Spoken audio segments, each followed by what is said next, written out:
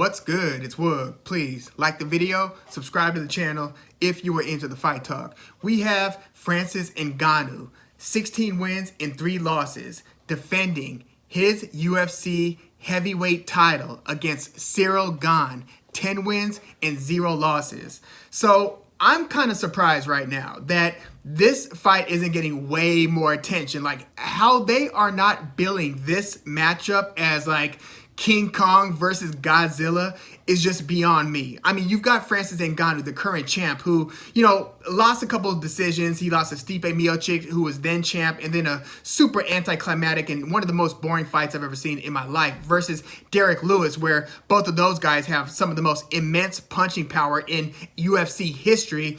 Yet it kind of resulted in a very uneventful stalemate. But aside from those, and by the way, that loss against Stipe, he avenged in his very last fight in earning the UFC heavyweight title by knocking Stipe out in the beginning of the second round. So he is facing somebody who not only is like a former training partner, they used to train at the same with the same people, same gym, Ciryl Gane, who's undefeated in his UFC career, who was undefeated Muay Thai specialist, and has quickly picked up wins over like Alexander Volkov. He stopped Derek Lewis, beat Jairzinho Rozenstruik, stopped Junior Dos Santos. So we've got Ciryl Gane, who right now, as successful as he's been in this very brief UFC career, he's still a bit of an enigma because I don't even know if he has a chin because I haven't seen it tested. I have yet to see Ciryl Gane really pushed in the octagon. And again, he's fought Dos Santos, Rozenstruik, Volkov, and Derek Lewis. Whereas Francis Ngannou, like anything that he touches kind of turns to dust. It's the craziest thing. He hurts and knocks people out almost by accident. Like he was kind of wildly swinging in that exchange that knocked Jairzinho Rozenstruik out. By the way, both of these guys have beaten Jairzinho Rozenstruik, but Ngannou actually knocked him out. And he was throwing kind of wildly to where when people were like kind of replaying it, they're like, ooh, I don't know how this is going to, work against somebody who's like Stipe Miocic or some of the more technical strikers, which Jairzinho Rozenstruik is. But the thing about Francis Ngannou is it's almost like we're seeing him improve in his overall game in real time. Like, he's not the same fighter today that he was like the first time he fought Stipe Miocic in that decision loss in 2018. He's a lot more patient, a lot more technical, more measured, more varied in his attacks and in the speed of his attacks. Like, he opened the fight against Stipe in the rematch with like a calf kick, which, I mean, the kicking that he was deploying against Stipe isn't going to work against Ciryl Gane, I don't believe, to the same degree because Ciryl Gane is actually a southpaw. So that's something that they're going to have to figure out on the Francis side. And also, if you watch Ciryl Gane's last fight where he dominated Derek Lewis, the Black Beast, he basically rendered him totally incapable of letting his attacks go. The Black Beast was totally reluctant, just apprehensive altogether, and was just on the receiving end of Ciryl Gane's well-timed strikes. Ciryl Gane appears to be like the master of creating distance and controlling the range. So Ciryl Gane being the southpaw against Derek Lewis is about 6'3". Gane is 6'4". Francis Ngannou is 6'4". So they're going to be about even in height. And Francis Ngannou has a reach advantage over Ciryl Gane, 83 inches versus 81 inches. So how Ciryl Gane navigates the range control against Ngannou versus the way that he did it against Derek Lewis, it's not going to be apples to apples because Francis Ngannou's feet are a lot more active than Derek Lewis's. Derek Lewis is known to be kind of a slow, not so much a plotter, but somebody who's just ultra patient and very deliberate on when he picks his spots. Like, he'll give you no energy for 2 minutes of a round and then just explode for 10 seconds where if you get caught by something, the fight's over, but then you just bide your time and you try to reset and then you wait for the next time that Derek Lewis unleashes the next wave of activity. Francis Ngannou is also patient, but it seems like his waves come in shorter intervals than Derek Lewis does. So Ciryl Gane, I don't think is going to have the same luxury of being able to keep the fight in his control at a measured pace. I think it's going to be more hectic when the bullets start flying against Ngannou because of the difference in volume with Ngannou versus Derek Lewis. So this is a very interesting matchup. And again, I don't know how this fight isn't getting just a massive groundswell of attention. Maybe it's because Ciryl Gane is too new a name, and it's only been in his last couple fights that people have really started to take notice. But because of his like super technical, well-rounded striking skill set, and the fact, I don't know, both him and Ngannou want to keep this fight on the feet, right? I don't see any guy, either one of these two, really trying to initiate takedowns unless things are going like terribly wrong for them in the stand-up. So, I mean, I think that Ciryl Gane is going to have to make this a boring fight for at least the first round or two. Like, you don't want to get into a bunch of heavy exchanges with Francis in the first 5 to 10 minutes of this fight, right? Well, if you look at the way that Francis fights his fights, he's dangerous, I believe, for like the first 2 to 3 minutes of the round, and then he'll start to slow down, and then he'll kick it back into high gear in the beginning of the next round, and then in the last couple minutes of that round, he starts to slow down and kind of take a more measured pace. Same thing with the third round. So it's going to be important, I think, for Ciryl Gane to not get hurt in the first minute of any of the first 3 to 4 rounds. The problem that I see with Ciryl is even if he does that, I think Francis Ngannou has the hand speed advantage over Ciryl Gane. So not only does the Predator, Francis Ngannou, have this immense, crushing, obliterating power, but he's also not slow. And I mean, again, he'll throw some leg kicks, but I don't think that he's going to have the same leg kick dynamic that he had against Stipe to be able to throw those same kicks against the southpaw Ciryl Gane. But yeah, the hand speed of Francis Ngannou, along with the power, it's going to make for a very interesting stylistic issue for Ciryl Gane. So, I mean, these guys have sparred in the past, and I really want to know who was getting the better of who in those sparring sessions. Now, sparring is very different from actual fighting. Things could, depending on the styles, you can have a competitive edge against somebody in the sparring, and then when the rubber hits the road in an actual fight, you get blown out and knocked out. I think it's a little bit different if you have a history like, say, Colby Covington and Jorge Masvidal, who are about to fight.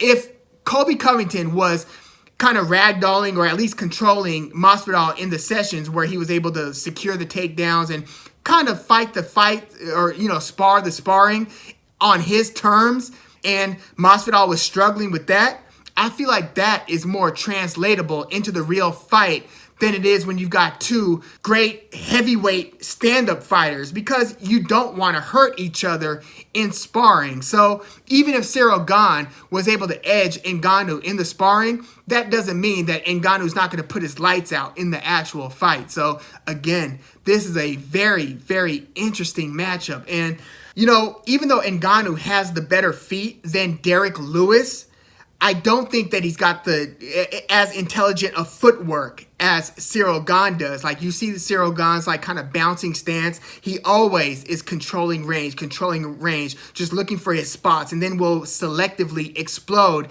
once he's got things more or less under control, where he's kind of feinting you out of deploying your attacks, and then when you totally commit to your attacks, instead of standing in the pocket and then delivering the counter while the guy attacks, Ciryl Gane will just step way out of harm's way and then reset and kind of probe his way back into striking range from his kickboxing range, So is he going to be able to keep out of Ngannou's danger zone?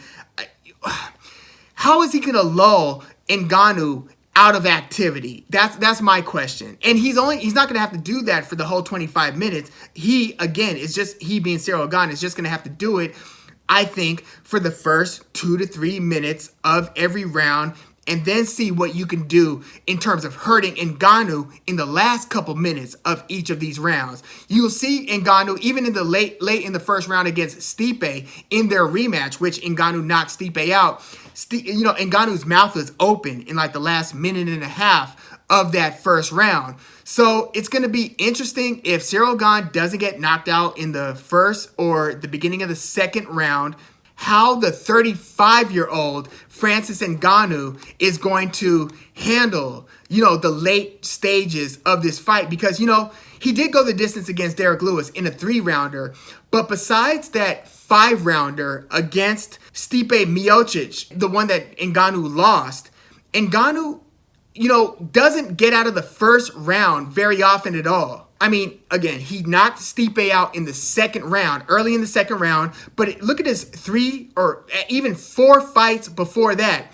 First round knockout versus Jairzinho Rozenstruik. First round knockout of Junior Dos Santos. First round knockout of Cain Velasquez. First round knockout of Curtis Blaydes. By the way, these knockouts are, knockout or TKO. The one against Junior Dos Santos was technically a TKO. The other 3 were ruled. Oh, I'm sorry. The Curtis Blaydes one as well. It was 2 TKOs and 2 knockouts. But the point being, he didn't get out of the first round in any of those 4 fights prior to the Stipe fight. So even on this crazy run that Ngannou has been on since those back-to-back losses to Stipe and Derek Lewis, he hasn't gone out of the second round or even even seen the halfway point of the second round in any of those 5 fights. Whereas Ciryl Gane, went the distance against Alexander Volkov. That was a 5-rounder. Went the 5-round distance against Jairzinho Rozenstruik. Went halfway into the second round against Junior Dos Santos. Went the full 3-round against Tanner Boser.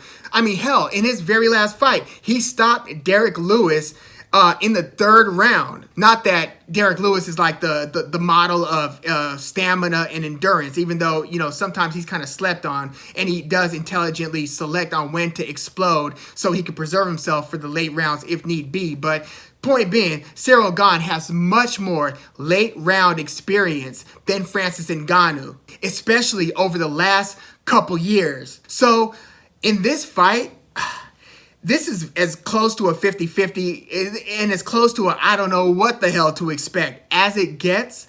But I'm going to slightly lean Ciryl Gane in this one, mainly because he has more ways that he could win the fight. Francis Ngannou is going to have to obliterate Ciryl Gane, I believe. I don't think that Francis Ngannou is going to win a decision here. I mean, mainly because once Francis hurts you, it's over. It's almost always the case where when he hurts you, it's over. So, even if he gets like Ciryl Gane's back in a clinch somehow and starts punching from around the back, I think he'll stop Ciryl Gane. If they get involved in a wild exchange and then he clips Ciryl Gane where Ciryl Gane either goes down or stumbles back into the cage, high likelihood Francis Ngannou stops him there. So there is almost no margin for error for Ciryl Gane, especially, again, early in the rounds for those first 3 or so rounds. But I think that as likely as it is that Francis Ngannou touches Ciryl Gane and turns him to sand like he does just about everybody else, I think that it's more likely that this fight ends up finding its way to a measured, dare I say, boring pace to where Ciryl Gane will somewhat not neutralize, not devenomize or defang the dangerous Francis Ngannou, but at least reduce the output to where Francis Ngannou is looking for opportunities to start feinting his way in and is missing with a lot of his devastating fast power shots, to where I think that Ciryl Gane could potentially hurt and even stop Francis Ngannou in like the 3rd or 4th round. And that's actually where I'm going to go here. I think that he does avoid early danger, and I think that there might actually be a moment where Ngannou does hurt but doesn't stop Ciryl Gane pretty early in the fight, either first round or the beginning of the second round. And I think that if Ciryl Gane survives that he can stop Francis Ngannou, I'll say in the 4th round, where he starts feeling just a little bit more comfortable because of fatigue, because Francis is 35 years old. Not that Ciryl Gane is a spring chicken. Ciryl Gane is 31, but I mean, you'd rather be 31 in this case than 35, especially legs-wise, right? So I think that there will be a moment where Ciryl Gane starts to sit on his power and on his punches just a little bit more, starts utilizing the leg kicks more. Because, again, Francis Ngannou has learned leg kicks, but I think that Ciryl Gane has more, he doesn't have more UFC experience than Ngannou. Let's be clear. Ngannou has fought Curtis Blades twice, has fought Overeem, has fought Arlovsky, has fought Cain Velasquez Jr. I mean, damn, right? But in the second and third round, when fighters start getting a little bit tired, I think that Ciryl Gane will be able to lock in, and as the fight slows, will be able to employ the effective leg kicks. Will be able to find the opportunities to, instead of a tap you type of jab, sit on the jab a little bit more, or, you know, feel more comfortable to throw a hard power shot where you're not only looking to sting the guy, but you're looking to wobble or hurt the guy. I actually think that he might get Francis backing up at a certain point, I'll say the fourth round. And yes, Ciryl Gane can win this one by decision, but I think that he's going to stop Francis Ngannou in the fourth round. I think that that's actually going to be how he wins the title here. Again, I wouldn't be surprised if Francis Ngannou drops and stops Ciryl Gane. And I wouldn't be surprised if Ciryl Gane wins via decision. Again, this is a very tough one to call, which is why, again, I'm surprised that people aren't just declaring to the high heavens that this might be one of the greatest and most interesting, just matchups-wise. Doesn't mean that the fight's going to play out like this, but just on paper, this is one of the most interesting, compelling matchups that I can think of in the heavyweight division. I can't wait for this one, but I am going to go Ciryl Gane, not via decision, which, again, he can take his foot off the gas and be complacent with the decision win if he finds a way to slow Ngannou down and to make him less dangerous. Yes, he can potentially not cruise, but earn a decision win. I just think that it's more likely that he stops Ngannou in, we'll say, the fourth round. But yeah, let me know what you think about Francis Ngannou versus Ciryl Gane in the comments. Please like the video, subscribe to the channel if you are into the fight talk. I'm Woog. Thanks for tuning in.